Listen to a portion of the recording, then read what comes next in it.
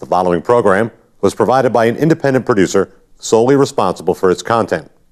The opinions expressed do not necessarily represent the views of this station, its staff, board of directors, or underwriters. Hello, I'm Carl Seidel, host of The People's View.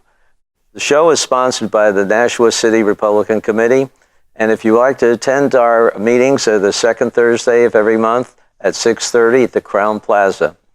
And if you want to find out more about our organization, you can go to nashuagop.org to see our website and learn about the events that we have. Welcome to The People's View.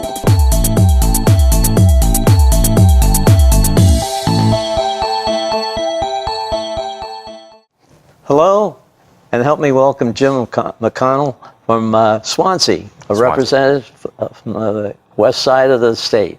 That's right, southwest corner of the state.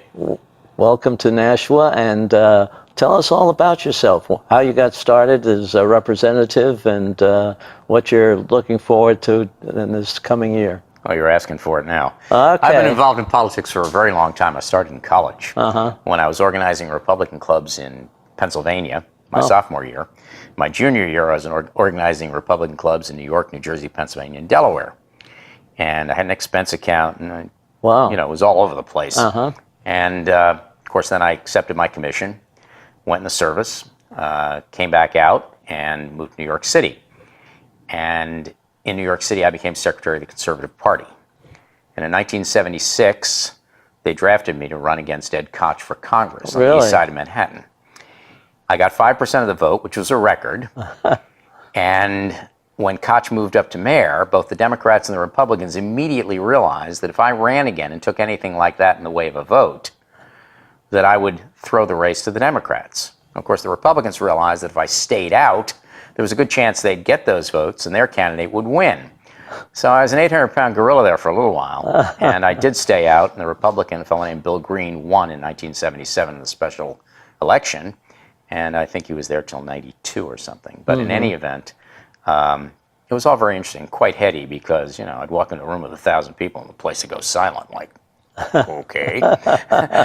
But in any event, it was quite interesting. I moved to Florida in 1990 and I was working with Grover Norquist on the Reagan Legacy Project. And he said, see if you can find something down there that we should name after President Reagan. So I stood there on the Gulf Coast looking out at the Gulf of Reagan and thought, this is a little ambitious. So I went and looked at the Turnpike, and I got that through the legislature. Really? So they didn't change the name. I was anxious to see every single signpost changed, but they didn't do that. They just designated it the Ronald Reagan Turnpike. But that also meant that it couldn't be named the George H.W. Bush Turnpike, so that was good.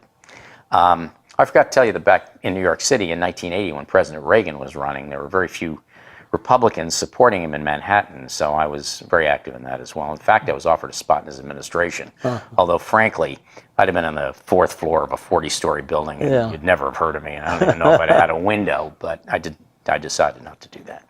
I was a member of the New York Cotton Exchange, so I had my own business basically as a local trader there. I was on the board there for a while, but I had a good time with that. So what do you consider yourself now? You consider yourself a Republican, a libertarian, or what? Well, I'm a Republican with a strong libertarian bent. Okay. My idea of a first-rate president would be Ron Paul. However, I must say I'm fairly pleased with Donald Trump. I've known Donald Trump since I ran for Congress in 1976. I barely met him, but let's face it, he's been on all four sides of every issue, which means he and I agree 25% of the time. And when you compare that to Jeb Bush or John Kasich, well, it's the obvious choice. I was supporting Rand Paul this past cycle, and I met him, and I like him, but at the end of our little 3-minute meeting or 5-minute meeting, whatever it was, I said, I wish you were more like your father. And he said, I'm planning on winning this, Jim, which time I knew I was in real trouble with him. So, because I wanted him to win it, but I wanted him to win it without compromising on anything. And I got the sense at that point that he'd be willing to take a hard look at whatever he needed to do to get the job. And the nomination, I just didn't think that was so great.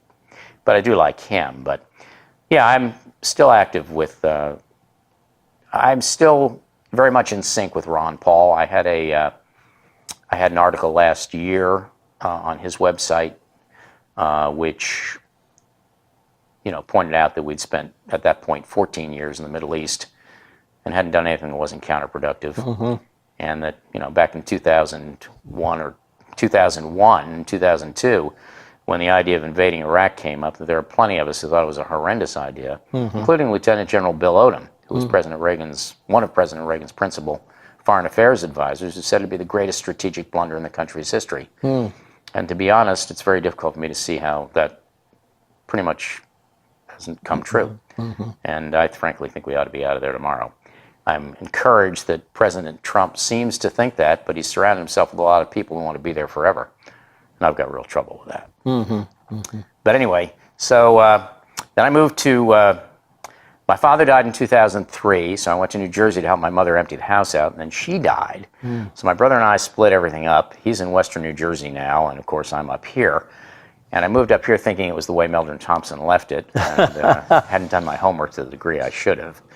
But I do like it, and I particularly like the political atmosphere around here. Oh, yeah. It's constant, isn't it? Oh, it's constant. It's great. I'm a political junkie, and this gives me the ability to be a political junkie on steroids, because all the presidential candidates want to talk to you, and you got it. I put in a resolution in, well, not this past year, but the year before, in 2017, House Resolution 7, which we all voted on, and passed out of the House 211 to 75 on a bipartisan basis, which asks the U.S. Congress to consider a constitutional amendment to bar political contributions to federal candidates from anyone ineligible to vote for those particular federal candidates. So in other words, if you're running for the Senate in New Hampshire, you'd have to get all your money in New Hampshire. Because I contend that when Kelly Ayotte and Maggie Hassan ran, they spent between, and it was spent on their behalf, $125 and $175 million.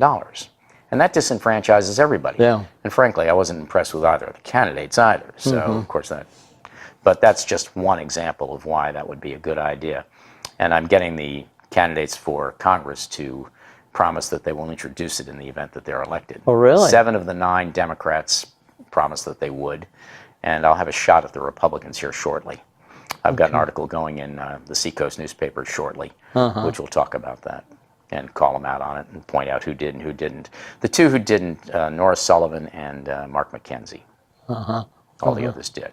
All the others did. Yeah. Good. So you're active all throughout the state, not just in your area. Well, in 2014, I was Bob Smith's field director, so I got all over the state, and I know people all over the state. In 3 months, I put 20,000 miles on the car, and I met everybody. Yeah, I guess so. But I had encouraged him to run, and when he lost the primary on the 9th of September of 2014, then I started running for my seat in the House on the 10th of September. And, me, shy, retiring type, I just went at it like I was killing rats and like everything else. And as I say, I was elected. I was in a dead tie, and on the recount, I won by 3 votes. So that's why my first year, everybody called me landslide. This last time out, I was the high vote getter, so I think I'll probably be all right out there. I think they like my independent style. Okay, that's true.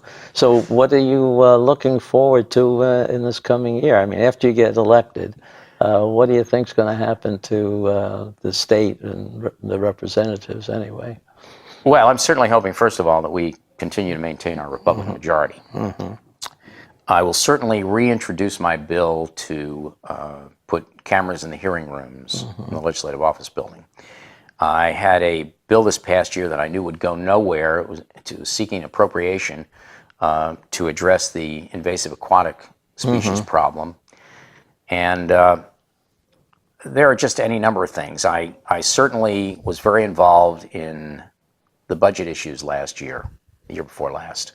Not this past year, but in 2017. And I want to see us take a different approach to the budget. I want to neuter the Finance Committee, which seems to think it's a policy committee because anything goes to them, they can completely upend. That's right. And that's absolute nonsense. Yeah. To my way of thinking, if the bill passes out of the committee, out of the House, and gets to the Finance Committee, they ought to figure out where the money is and work with the committee that came up with a bill to figure out if they can't come up with that amount of money, if they can live with something else and try to work all that together.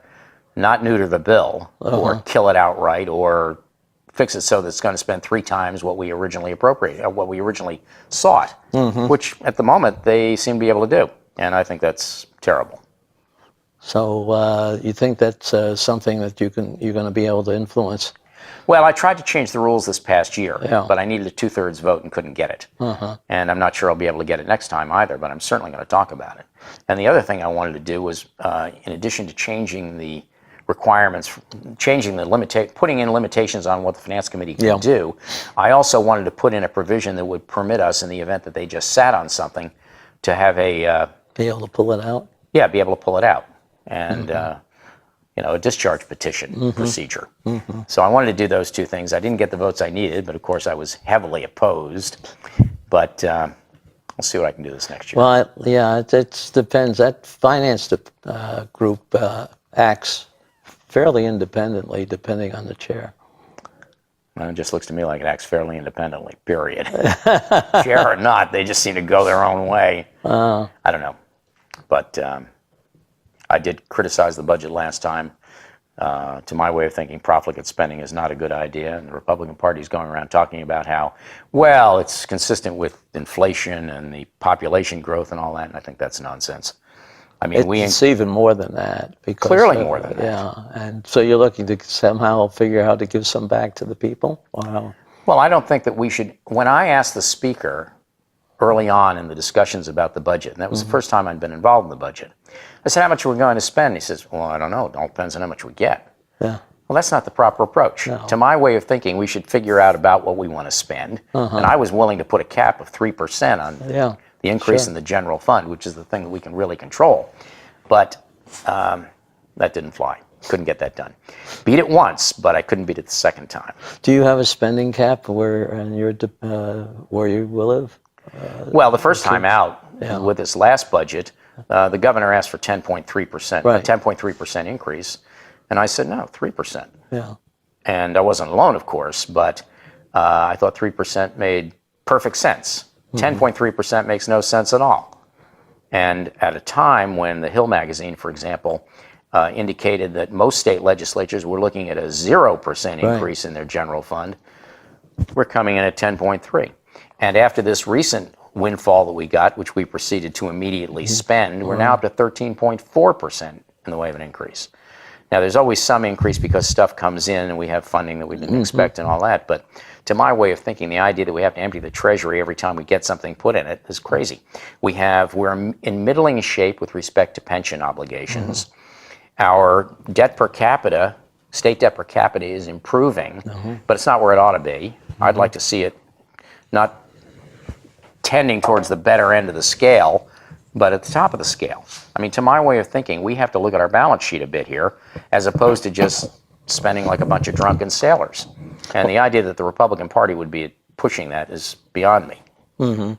How do you see us being able to limit it, or without without convincing the governor that he should be doing that? We don't give him the appropriation, that's all. I mean, we don't give him the authority to spend the money. We send him a budget. If he wants to veto it, we'll send him another one along the same lines, and he can veto that too. Do you have a group of people that's going to support your approach? Well, I thought I did. I did the first time. I didn't the second time because we haven't had a Republican governor in a long time. And of course, I said, follow me. And everybody said, well, I looked back there and didn't see anybody. And they were all mumbling stuff like, Jimmy's a Republican. I mean, if he's a Republican, he should be acting like one. I mean, we're supposed to be tightwads, and I'm for that. But, in the 2015 budget, we gave Maggie Hassan an increase in the general fund of 0.9% in 2016 and another 0.9% in 2017. And right off the bat, we want to spend 10.3%. Now, it's over 2 years, but it's still 10.3%. You look at some of the states, and they're just real basket cases. In the state of Illinois, which, granted, really is a basket case, and is the poster child for doing this wrong. But the state of Illinois, the Federal Reserve in Chicago has come up with a recommendation for them to get out of their pension problem. Oh, really? All they have to do is pay 1% of the assessed value of each home in the state every year for the next 30 years. So if you have a $100,000 home, just to keep it simple, every year you have to pay an additional $1,000 to the state for the next 30 years. I'd like to not get into a situation like that. I don't think we're in that position. And I think, quite frankly, the fact that we have 400 members of the state legislature, of the state House of Representatives, who really can't be bought. And you can see that with Marcy's law. I mean, the governor came in like a 12-year-old trying to make the cheerleading squad the day before the vote or something. And, of course, then we trounced the thing. But I really... Well, you brought up the pension, and that is really a serious problem. It is a serious problem. And many people are sharing it. Do you see us making any progress? Because, I mean, we just keep kicking it down the road. We're not doing anything but making token payments or something. Well, that's my problem. I mean, we suddenly tripped over $90 million we didn't expect we'd see, and we spent it. Right. Just like that. I mean, I realized $10 million of it went into the rainy day fund. Obviously, you can always make a case to spend money on bridges. You know, we've got some problems here that we've really got to address. But by the same token, that should have been treated as a windfall. And we should have said, okay, this is not going to have a chance to go through the normal appropriation process or the normal legislative process. We should put this into something about which we have a something which addresses the responsibilities that we're not adequately addressing. That, it seems to me, would have been a more responsible approach. That suggestion, of course, went over like a lead balloon, but you know, you got to keep at it. Do you see any possibility of switching over to the type of pension fund that most of the companies have, rather than... you mean as opposed to a defined benefit? Yeah, defined pay. I don't really know where we stand on that, but and I haven't been party to any discussions about that. I suppose that's a possibility, and actually I thought we'd done something along that line, but I'm not sure. But either way, we have an obligation right now on the defined benefit end to pay certain state pension liabilities. And we should, it seems to me, be, given our frugal reputation, really at the top of the scale on that. I mean, there are 50 states, and they've all got, you know, different situations, but I would hope that we'd be number one or number two or maybe number three, as opposed to, you know, middling. Now, I've been up there since 2008, and it seems like they always come up with an idea, and then all of a sudden everybody's knocking it because we've made a commitment to the people that are here now, and we can't just start over with a new group of people. But I think plenty of people do that. Yeah. Plenty of people, plenty of companies, and other municipalities, and well, maybe not municipalities, but other government organizations are doing that. And the point is that that's something that we ought to be doing, it seems to me. Yeah. Because we can't assume that we'll always have all the money that we need to pay for a lot of this stuff. In my area, we've got a bifurcated economy in this state. We've got 4 counties in the southeast corner of the state that are doing extremely well because they benefit from the intellectual horsepower spilling out of Boston. Those other 6 counties are circling the drain. We've got 2 million square feet of empty industrial space in Cheshire County alone. We have an aging population. When I moved to Cheshire County to Swansea in 2006, I'm told that a house in the middle of Swansea, which has a swimming pool, cabana, 2-car garage connected to a 4-bedroom colonial, excellent condition, built in the early 70s, beautifully landscaped, right in the middle of town, nothing wrong with this house, would have cost me in excess of $600,000. That house, after having been on the market for a year and a half, sold about a year and a half ago for $239,900. Really? Yeah.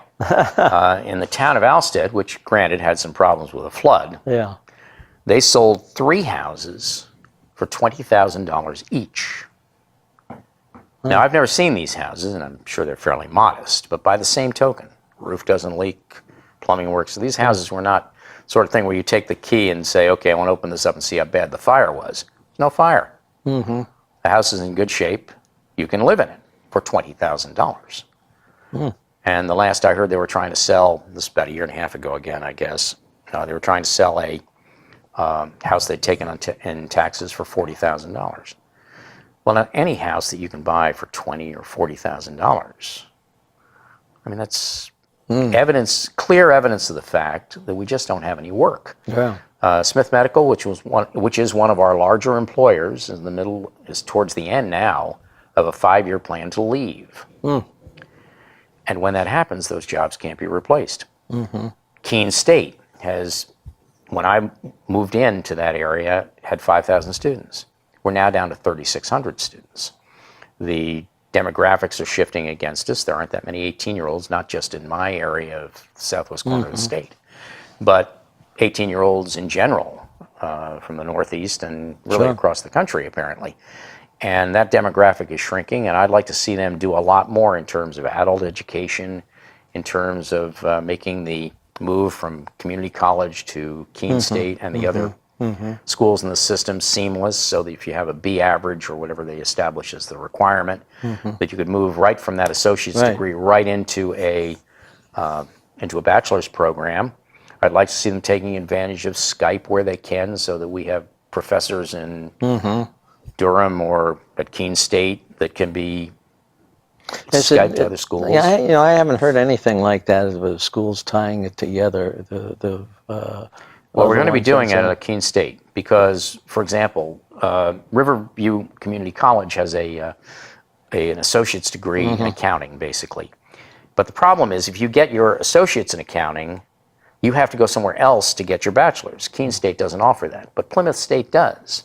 And I've been talking to them about it, and what they're going to do is Skype in the class so that a student no longer has to go to Franklin Pierce, which is the only place in the area that does offer accounting, and can then go to Keene State. And there are a lot of things that I'm really concerned about, but that sounds very logical.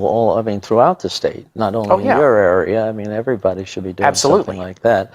I know here in Nashua, the community college is working with Granite State College, is it? And they have, in fact, Granite State has a building on the site. Well, Granite State is an online university or a non-resident university where you do everything at distance learning. Keene State had left everyone with the impression that to go to Keene State you had to be in residence. And that, of course, requiring a room and board greatly increases the cost of attending Keene State. Well, with my prodding, they've gone ahead and looked into everything, and they've decided that there is, in fact, a regulation there that says that if you live within 30 miles of the school, you can commute. Sure. Well, that saves you an enormous amount of money. And as I mentioned, we're not in great shape financially, and the truth is that that will allow an awful lot of students to be able to attend Keene State in preference to someplace else. But there are a lot of things I'm prodding them about. I attend all the University of New Hampshire trustees meetings now, and I've been doing that since last fall. And we have a desperate situation out there. We've got empty storefronts in the little town square there in Keene, and that's something that we haven't had in the past. And I've got adult men in my district who spend their entire day on their computer blowing up German tanks. That's not going to do.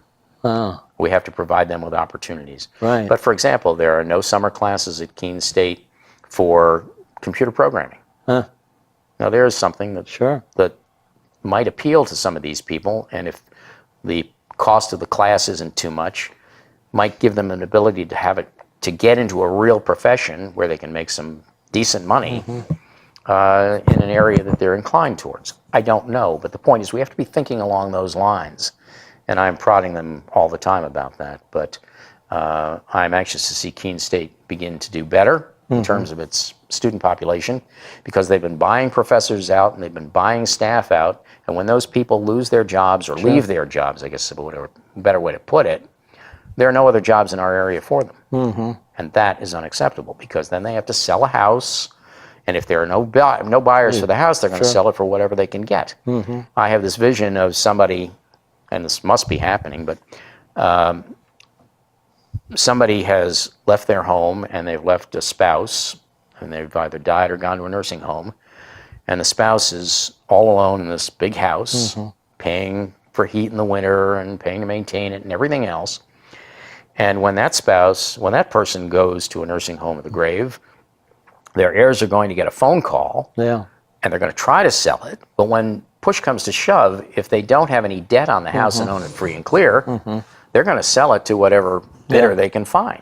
So if that $300,000 house sells for 75, well, that's what it's going to sell for.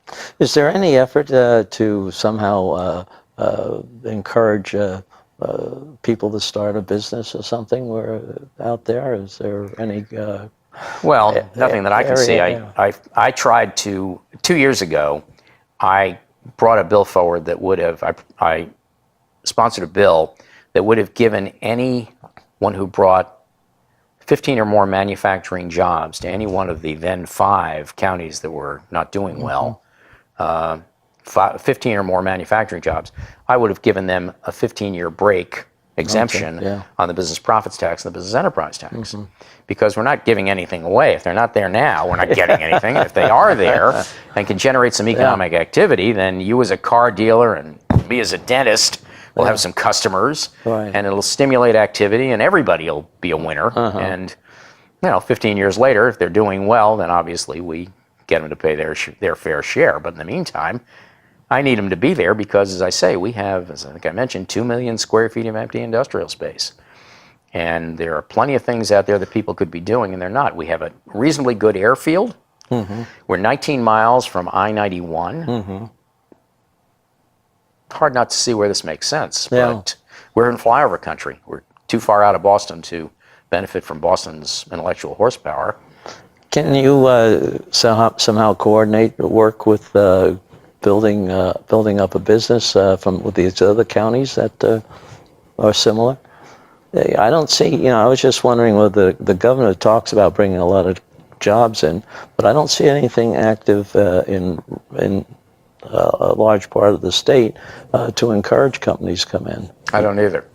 Okay. So it's no working together still. Well, part of the problem, though, is that we've just reduced business profits tax a little bit. And, of course, the business enterprise tax is a whole new idea.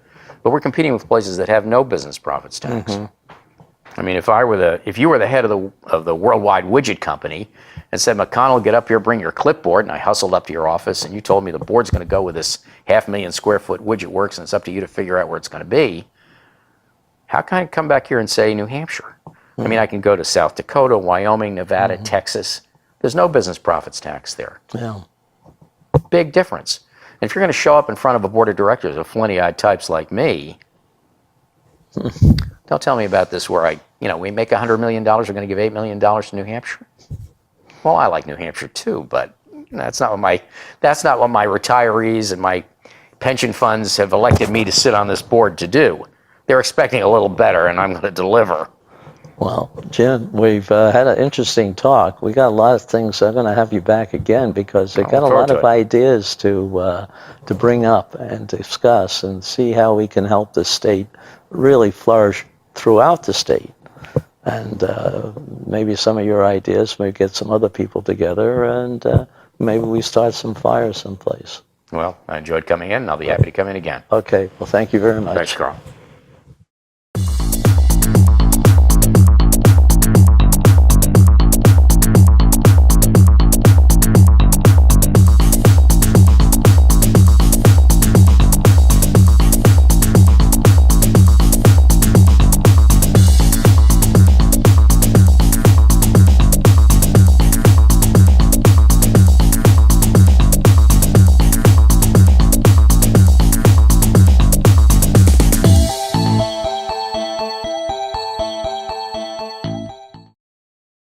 The preceding program was provided by an independent producer solely responsible for its content. The opinions expressed do not necessarily represent the views of this station, its staff, board of directors, or underwriters.